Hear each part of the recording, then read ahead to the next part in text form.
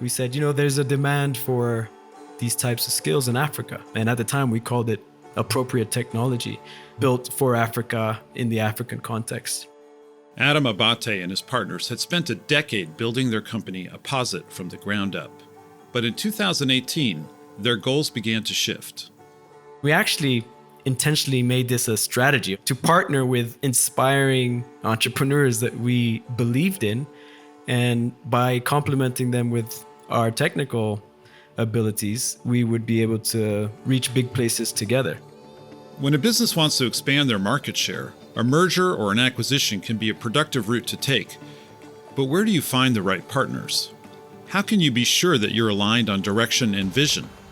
And what does it take to bring the deal over the finish line?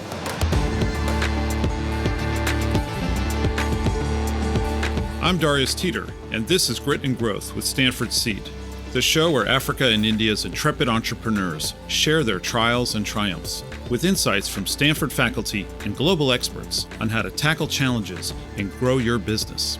Today, we meet Ethiopian CEO Adam Abate and Group CEO Tayo Oviosu from Paga. We hear about their journey to unite their companies, not just in terms of a shared vision, but with an acquisition that was greater than the sum of its parts.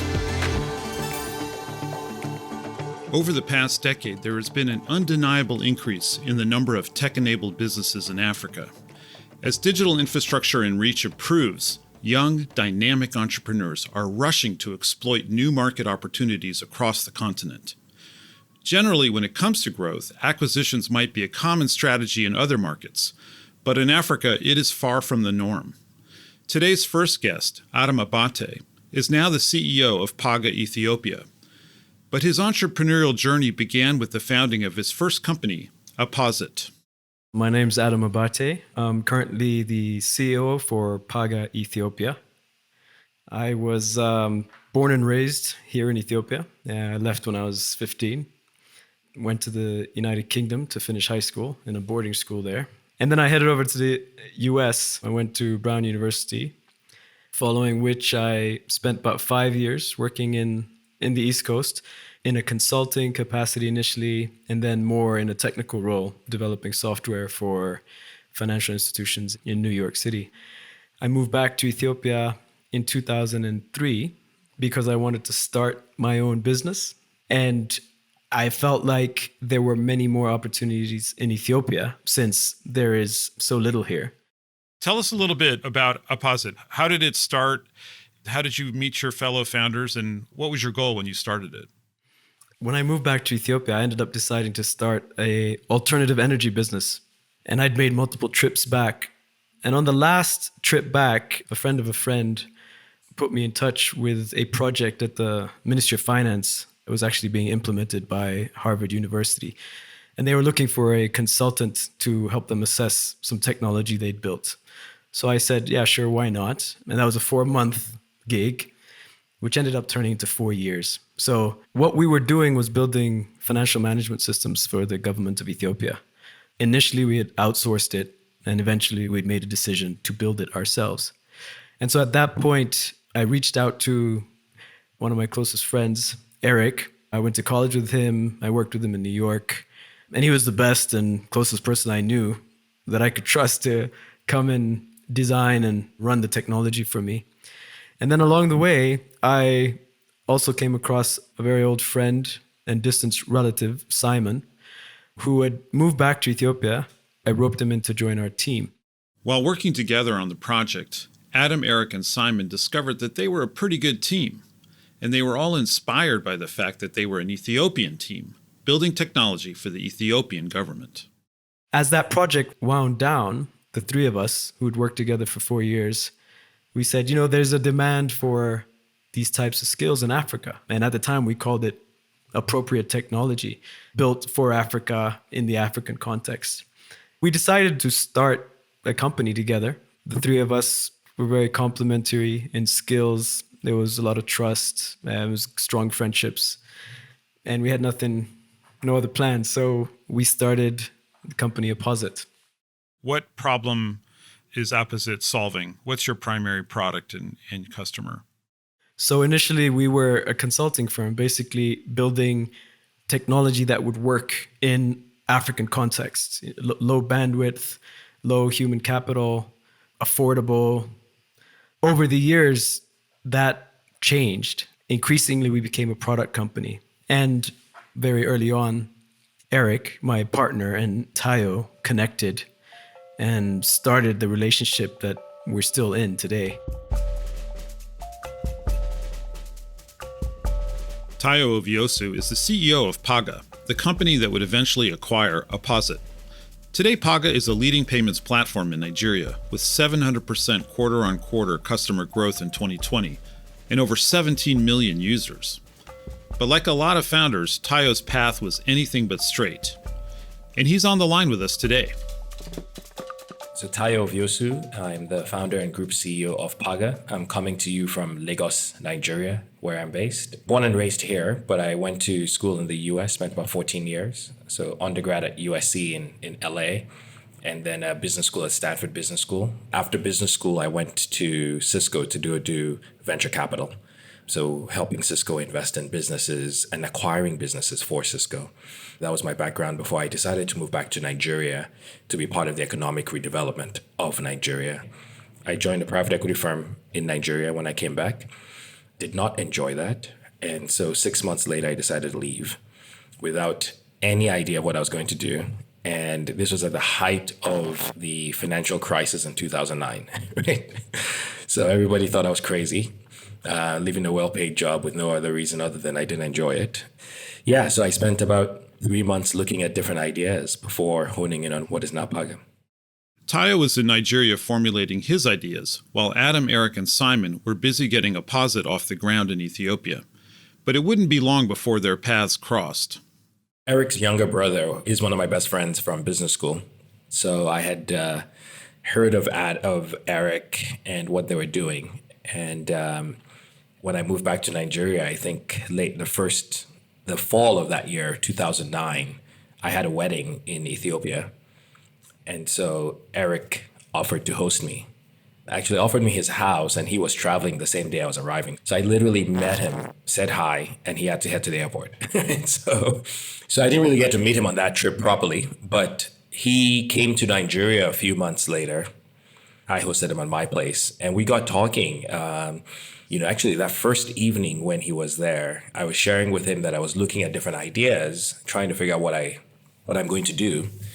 And one of the ideas I had in mind was to build a cloud payroll product, similar to what I'd seen in the US with ADP. And he was like, no kidding. Like, we literally have designed one, and we're about to start building it. And he whips out his laptop and starts showing me this thing. And I'm like, dude, we're just having a drink and talking. So he shows me that. So I said, okay, wow, maybe you guys could build and I would be your partner in Nigeria.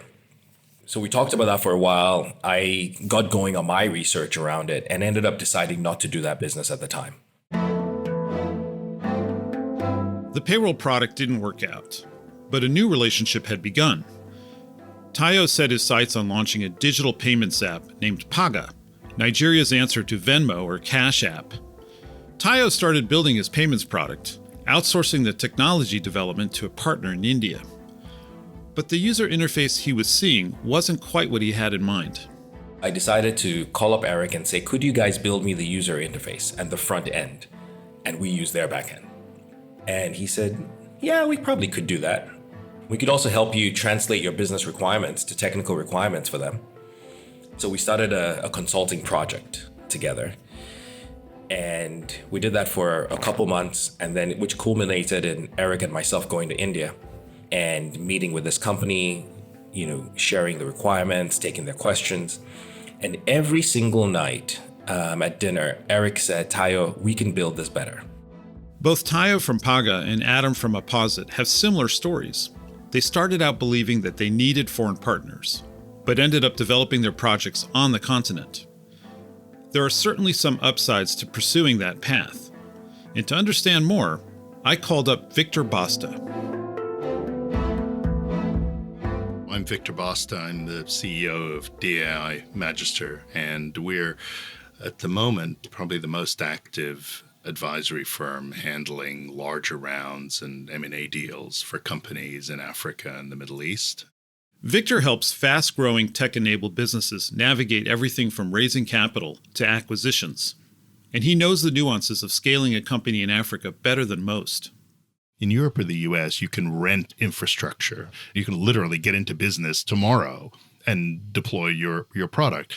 In Africa, if you're going to move food from smallholder farmers to roadside stallholders, you need to have your own trucks, you need to have your own warehouses, you need to have your own tech stack, and you have control of the end-to-end stack, the end-to-end delivery in the supply chain. That costs a significant amount of money, even in a place like Africa, and requires a level of competence that you don't need to develop in Europe or the US. Does that create an incentive for international companies to try to expand their footprint through acquisition so that they can find someone who understands how to navigate all of that complexity problem and thereby they get access to 200 million people? Exactly. And that's the thesis for getting eventual exits, is that there's going to be a small number of companies that are now growing quickly that will graduate to a point where they cover enough of the continent so they understand how to be an African platform business. That's number one. Two, they've solved these kind of problems and keep them under the hood, if you will, and they know how to operate within different regulatory regimes. One of the benefits of investing in or acquiring an African company is you get a better understanding of both their operating environment and their markets. And it's this second point, knowing the market from the inside, that deeply informed the way Tayo built Paga. There are a lot of local nuances, right? So at the surface, Paga looks like Square, right? It looks like Cash App. It looks like Venmo. But you know what? When I showed Paga to Jack Dorsey, he was surprised at us being able to pay bills within the app. Something that is so basic to everybody here, right? You'll laugh. We're still sending checks to people, if you can believe that, here in Silicon Valley. Exactly, right? Yeah, so he was like, wow, that's pretty cool. I can do my bills right on here. That was what I didn't catch at the very beginning, right? All these local nuances of decisions. And at the time, it seemed like the biggest decision we would ever make. We came back from that trip, and I immediately went to my investors and my co-founders, and I said, Eric thinks we need to build this thing ourselves and they can do it for us. And it felt so risky to make this decision. He went back to Adam and to Simon and said, I think we should build Paga and it should be a focus for us.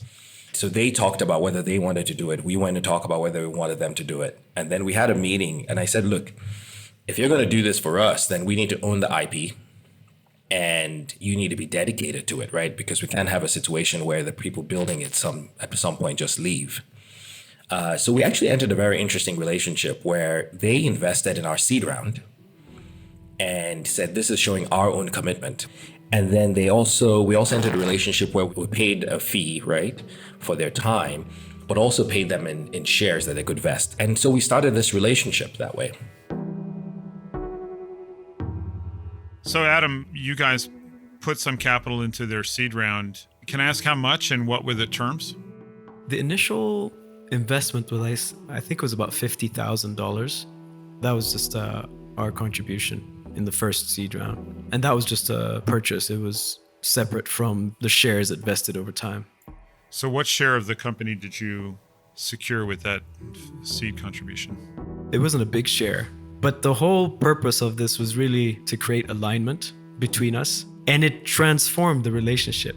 It went from a client-supplier relationship where we were looking at the clock and we were trying to every change request. Billable hours. Yeah, and that's not really how we were working, and in particular how Eric was working. We wanted to be all in and we wanted the structure to reflect that. So I think that was a real turning point for us. That was very early on in our relationship. At the time, Apposit had several products with a common theme, applying technology to different verticals. We ran basically 3 business lines. There was the Paga business line, and then there was a digital agriculture platform, which we called Terra. We are trying to apply technology at different stages of the value chain.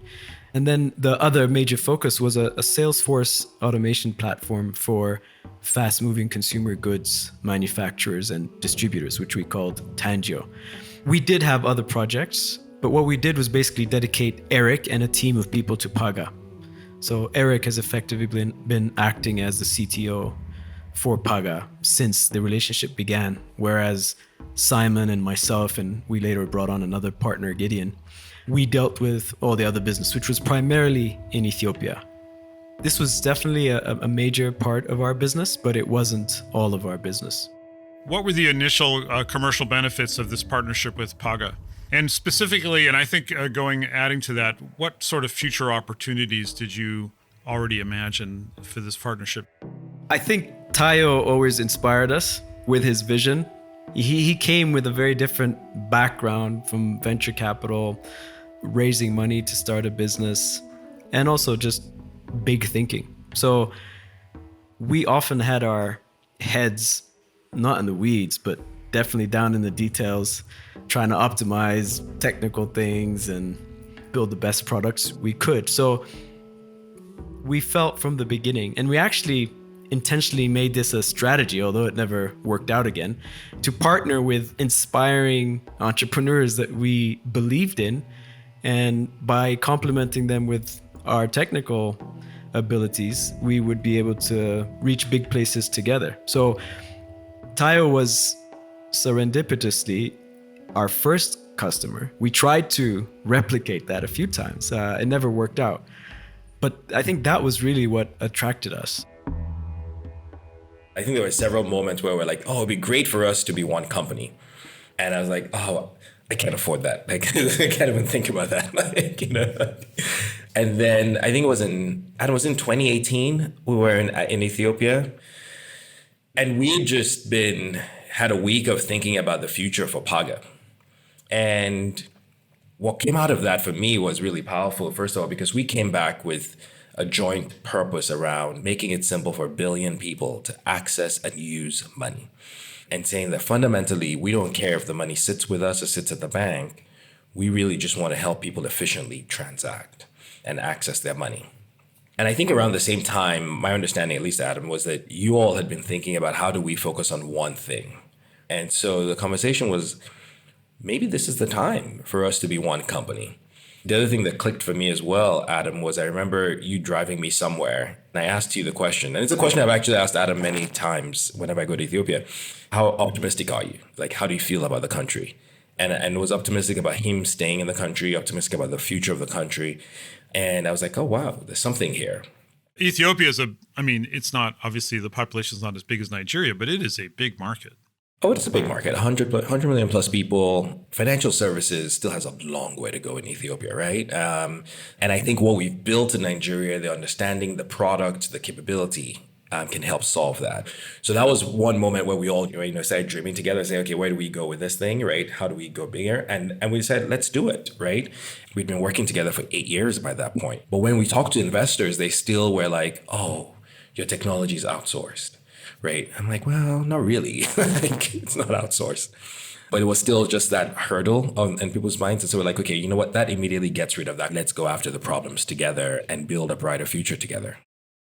I heard two big opportunities. One is you could represent to your customers in Nigeria and to investors, probably most importantly, that this technology was your technology. It was all one company. The second opportunity was to actually build the Ethiopia market, build the product in the market there. Anything else, Adam, that you saw as the sort of benefit of a merger? Yeah, I mean, the word dreaming, interesting you use that. I remember waking up at 4 a.m. because this thought had gone in my mind and I just couldn't shake it. And I think I got up at 4 a.m. and I happened to text Tayo, and he too was awake. I don't know if he was thinking about the same thing or not, but it was definitely dream time. We had decided over the years that increasing focus is the best strategy for us. Eric was on Paga, I was on something else, Simon was on something else.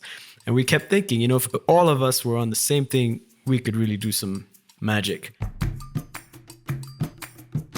Adam and Tayo had already spent many years working together before they imagined joining forces, which isn't the norm for acquisitions. However, as Victor explains, companies that plan to scale and potentially merge should write it into their strategy early on. The dirty little secret is that being bought, not sold, takes an awful lot of selling beforehand. It's just not called selling. So what does it mean? It means visibility in all of the different stripes. So one of the things that tech-enabled businesses don't do is spend very much on what I would call corporate marketing.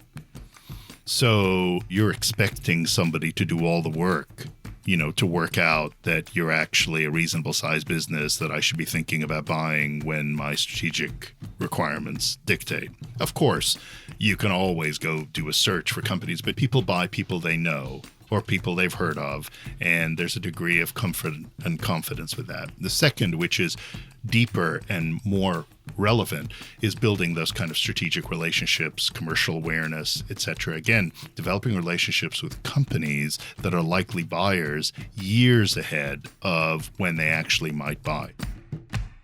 Although Apposit and Paga had a strong working relationship, acquisition requires a lot of frank conversation. Adam says that although they were dreaming the same dreams, putting the sale together wasn't easy. I think the deal has certain constraints. Frankly, I think I learned early on that it's give and take. You're not going to get everything you want. So you're not walking out of the deal room with a smile from ear to ear or no bruises and cuts along the way. There was emotion, and there's definitely, we're giving up our independence. We're becoming employees of another company. Is it the right thing to do? Do we have to do it? A lot of doubts. And it took about 2 years from when we first kind of seriously raised the idea to when we closed the deal. And so there's a lot of ups and downs at times when you think, okay, I'm walking away from this, and times when you're like, okay, great, this is going the way I want it, so forth. So generally, there are a lot of emotions, especially for first-timers like us. Yeah, that's fascinating. I'm curious. So you didn't expect it to take 2 years, I'm assuming. Tayo, how did you experience this 2-year process? I think my senior leadership team was convinced. There was just no question. And so for me, the first step was to convince my board.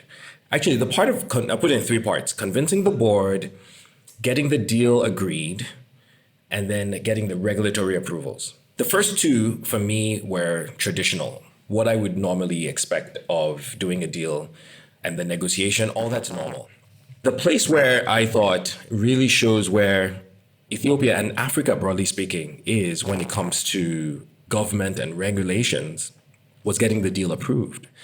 This is a deal that if I did this deal in the US, it would take 2 weeks, max 4 weeks, to get all the regulatory sign-offs, and the deal will be closed in 4 weeks. It took us from, I think we signed the deal in July of 2019. It took us all the way to December, and we didn't waste any time. I mean, this was like, we had to go to the Ethiopian consulate in the US to get some documents done. We had to go to the US embassy in Ethiopia to get some things done. We had to get it translated. We had to go to some other department. I mean, it was just like, boom. It was like so many steps to get it approved.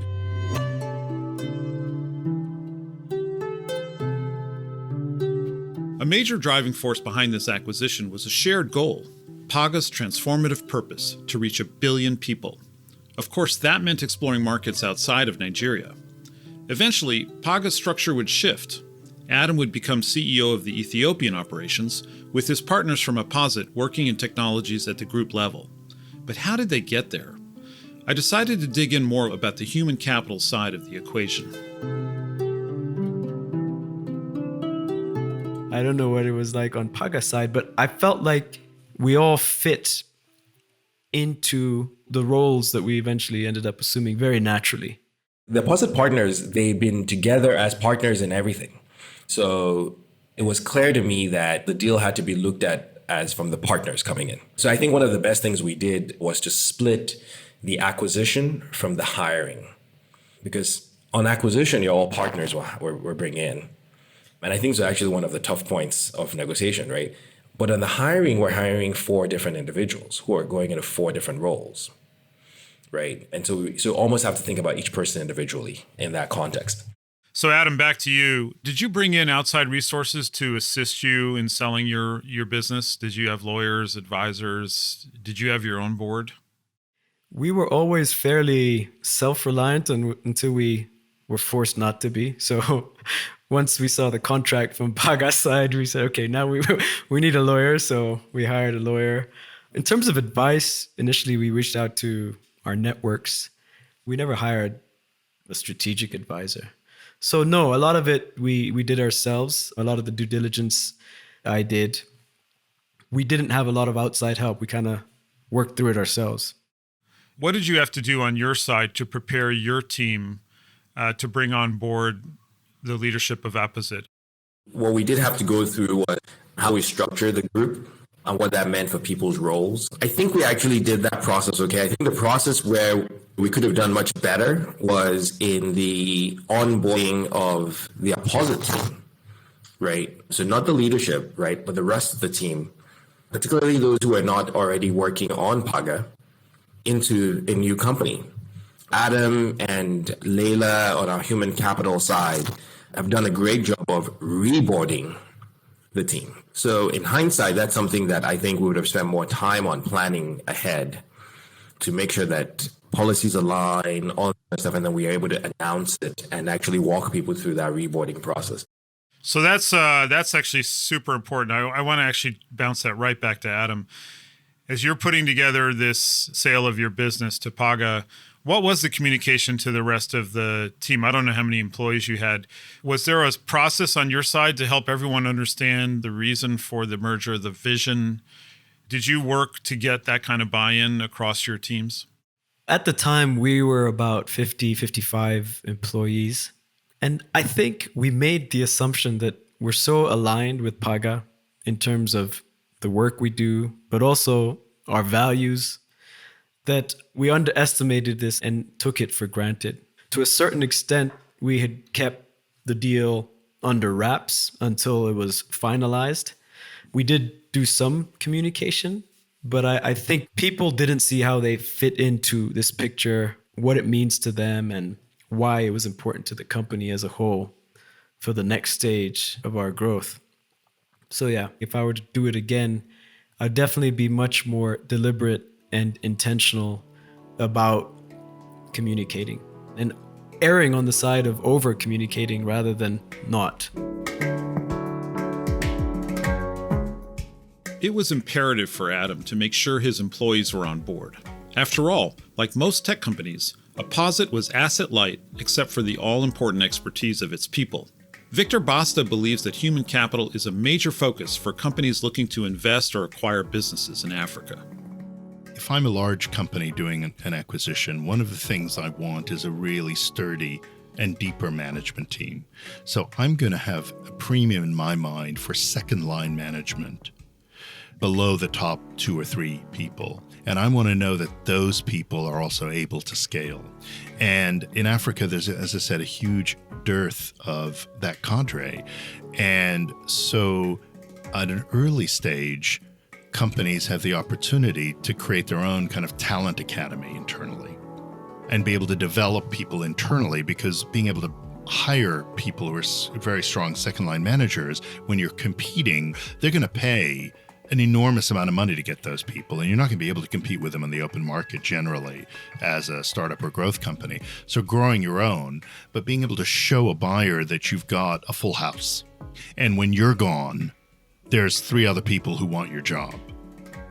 That is incredibly distinctive. Hard to do, but creates a degree of resilience immediately. So in the case of Paga's acquisition of Apposit, the human capital was an important part of the deal. But when you've been working together for such a long time, it's potentially tricky to get over the final hurdle, when you're no longer asking how, but how much. I think there are a couple of ways we looked at it. And this one's slightly different than a traditional acquisition because Paga is the largest source of income. So we had to place a value on that. And also think of it, if we were to replace Apposit, what would that cost us? And then also place a value on the other things Apposit was bringing Paga. And then from Apposit's point of view, if a third party was trying to buy them, how would they view Apposit? And we basically leveraged that to triangulate structure-wise. It wasn't that we had a lot of liquid cash out there, so we had to figure out a deal that allowed us to leverage stock as well, but figure out a valuation that is fair to them and also fair to, from our perspective, to look at it, right? We agreed actually quite early on that we wouldn't formally value the company because that didn't seem fit for purpose. And so it was really from our side, and this may be a little bit less scientific, what felt right and all the ancillary benefits to the deal. It meant a big deal for us to work on something that we're going to be fully committed to for the next 5 to 10 years. It meant something for us to be part of a big deal, a big picture, a big vision. So that in terms of the valuation, I think that was a decision we made jointly, that it's not a formal valuation in the sense, but more trying to arrive at a place that felt right for both of us. I like that, but it was still tough, right? Getting to that place. It sounds like that was a big part of the negotiation. There's one other lesson I learned. I think, Tayo, you articulated it for me. You said negotiations go like this, which means that you just got to keep pushing through it. I remember I had the first conversation with Paga's board member. I listened quietly and I took it back to the guys, and we were like, no, it's not going to work. Let's just write an email saying, forget this, let's do it this way. And then we got a call from Tayo and said, hey, hold on. This is not how it works, let's keep going. And we talk, I don't know, once a week, once every 2 weeks. The picture could look very different from 1 week to the next in terms of how the deal was structured. Which means also on your side, Tayo, that you guys were figuring it out along the way too, trying to... Yeah, I think that's one thing I tried to figure out for each of the partners, what I thought was most important for them, and then saying, how could you accommodate that? And on almost every issue, there's always a different viewpoint. So I fundamentally believe that when it comes to negotiations, right, I actually hate single issue negotiation. I think it's really bad if you get yourself to just one single issue, right? Try and have 3-4 issues rather than this or that, right? So if you deal in a package, then the person can think about a package deal and say, okay, fine, I can give here, and try and expand the pie overall.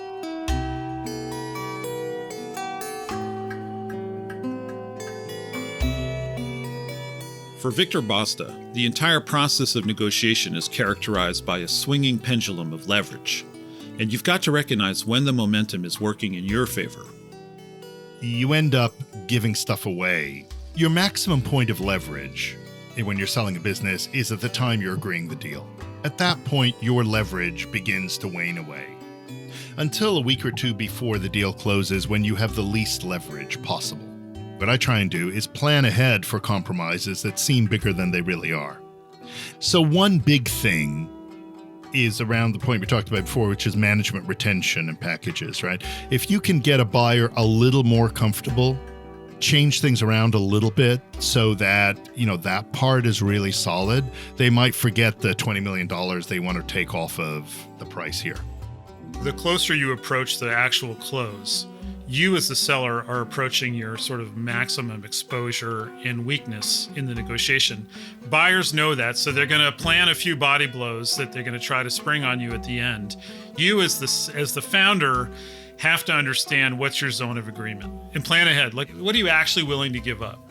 And also you go a little further. In the process of due diligence, you are already listening to what the buyer is saying, and you get to understand what really is important to the buyer. And so if you're already preparing 2 or 3 or 4 of these gives late in the process, you want to design them so they're of most value to the buyer, but it's based on listening to them and understanding what's really important. So when it came to actually closing the deal, Tayo says that most of the practicalities were agreed quickly and painlessly. I don't think it took us long, but how much is cash? How much is stock? Is there a lockup on the stock, right? And then for the employment contracts, what are the grades? What are the salaries? What are the benefits? What stock come along with that contract? Because for Adam, he would look at this not just as how much am I making from the acquisition, but what's the value of my go forward as well? Because I am giving up my dividends that I was getting as a partner. And then what do I think that's going to be worth? over what time period. So there are a number of all these different things that were coming together that we had to sort of play together to figure out what the full package looks like. So from your side, Tayo, part of the risk of this acquisition was you're still dealing with an unpredictable regulatory landscape. So you're making a bet, but there's things that are completely exogenous to the quality of Adam and his team and their ability to execute. So from your side, that probably made you careful about the valuation as well, or its informal valuation. Yeah, correct. And frankly, I mean, and I've said this to Adam, I think we looked at Ethiopia as an upside case. What if the regulator never allows us in? Would we still do this deal? And the answer was yes. Every one of these on this partnership team will bring value to Paga. So we had to actually think about that as well. There was a lot of trust between us. So there was a level of confidence that the unanswered questions, we'd figure them out along the way.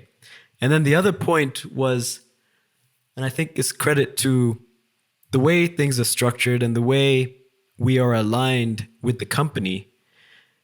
Even if Ethiopia didn't materialize, like Tayo said, we were still bought into everywhere else that we can contribute. And our upside is aligned through and through. So I think that was a good thing.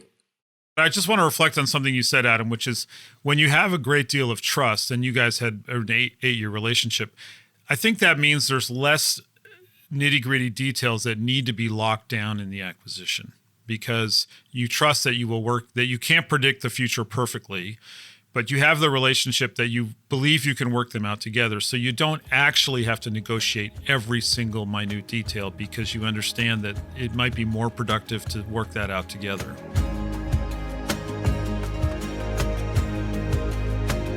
The deal was officially closed in January 2020, and Apposit was acquired by Paga. One of their hopes was that Ethiopia would liberalize the financial and tech sector, and that would allow them to get Paga up and running there too. It hasn't happened yet, or at least it's moving slowly. But, as Victor Basta explains, there are still plenty of benefits to the acquisition. You know, everybody looks for 1 + 1 equals more than 2. In that case, you know, again, time will tell, but you have an Ethiopian business, number one. So Paga is no longer Nigerian only. So from a positioning point of view, it does immediately broaden them. In terms of like business flow, true, it hasn't happened yet in that geography. But people didn't think that the fintech market in Nigeria would ramp this quickly. And it's come from nowhere. So it's only 2 years. So these things can happen fast when there isn't a lot of impediment. There are no legacy players anywhere in Africa. This is another positive point for a lot of these growth companies. There isn't an oracle that if you're Salesforce, you're trying to beat, right? There isn't one. Whether you're doing telco, whether you're doing media, whether you're doing software, whether you're doing supply chain, whatever it is, the competitors you have are people using phones, spreadsheets, and pen and paper. And so, after their 2-year acquisition process and almost 18 months worth of perspective, I wanted to know what Tayo and Adam had taken away from their experience. From the perspective of the person selling, as they're learning about your business, you should be learning about them. And you should be asking the same level of questions so that you're equally doing your diligence. I think one of the things that it was interesting for me, the acquisition of Apposit, was particularly the Gideon's role coming into head product. And I remember a conversation I had with Gideon. I said, it really feels like I'm handing over my baby to you, right? Because I had been playing that role, and I knew fully well that we needed someone full-time playing that role, not me, right? So at some point, as much as I love product, I needed to walk away from it as well. And yes, we'd worked together before, and I had a good sense of him. But still, nonetheless, it was like, wow, I am handing over. And it's been amazing in the last, it's amazing how time flies, right? I see so many things coming out and I'm like, this is awesome. There's no way I could have done this, right? Like, so I'm super happy about that still, you know, and the results of it. So going in was a big question for me as well, right? It's like, okay, you know, how do I feel about this? Yeah, interesting. Adam, any reflections on those points? Yeah, I guess in terms of advice to somebody considering it, the decision actually, as complicated as it sounds, often boils down to a few principles. In fact, I think the reasons why you're selling should not be overcomplicated, but those few reasons would be very important. We mentioned some as a company why we sold. We wanted to focus. We wanted to put all our energy into something really big. But also on a personal level, there were some principles. For example, I knew that probably more than the others, my role could potentially have the most change. But at that particular point in time, I said, okay, this is the next level of growth for me personally. I want this challenge. I want to push myself outside of my comfort zone. So that was an important consideration for me. So yeah, I think boil it down to a few really important principles, but don't overcomplicate it with all the details. And if it feels right, but for us, like I said earlier, this is our first time and we're kind of working through it. A lot of it came down to gut and how you really felt about it inside. Did all the pieces fit together? Did you wake up every day thinking, yes, this is the right decision, despite the difficulties in negotiating? Even now, almost 2 years down the line, with all the little problems we faced along the way, I often ask myself, was it the right decision? And overwhelmingly it comes back to yes, because the fundamental principles why we got into discussion in the first place and we decided to sell are still there. They haven't changed. Both Adam and Tayo were and still remain convinced that the acquisition was the right move. They're united by their commitment to make Paga a success, and they share an infectious excitement for the big vision, that powerful goal to reach 1 billion people. But thinking back to the start of his entrepreneurial journey, Adam admits, at times, it felt like the odds were stacked against them.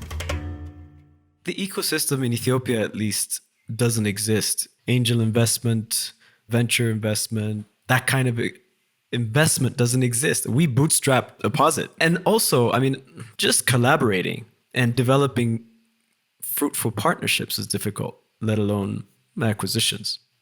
And I think that's something that business entrepreneurs need to change their mindset, at least try it, experiment with it, and see if it works. So your deal, in some ways, is a really positive showcase for Ethiopia. What you described about there's very little venture growth capital available in Ethiopia, I think that describes a huge number of countries on the continent. Most of the deals are concentrated in South Africa, Nigeria, Kenya, and a few other places. There are a lot of entrepreneurs in a lot of countries in Africa that don't have access to capital like that. And for them, it strikes me the strategic acquisition ought to be an interesting path for them to pursue. Even before the acquisition, the partnership between Paga and Apposit to me was remarkable. I don't know many such partnerships. You have a West African country with an East African country. Culturally is probably as different as you could possibly get, working together for 10 years. And most of the technology of Paga was built in Ethiopia. And that's a remarkable kind of continental partnership story that is glossed over often. As we come to the end of today's episode, I want to thank Adam Abate and Tayo Oviosu for sharing their story with us, and Victor Basta for providing his insights. We're going to hear more from Victor later on this season. Although the acquisition process has many hurdles, Tayo and Adam were always aligned on their vision. And what began as a serendipitous meeting of two individuals on totally different paths has now evolved into an Africa-wide company with their sights set on global expansion. Or as Mark Twain so eloquently puts it, life is what happens while you're making other plans.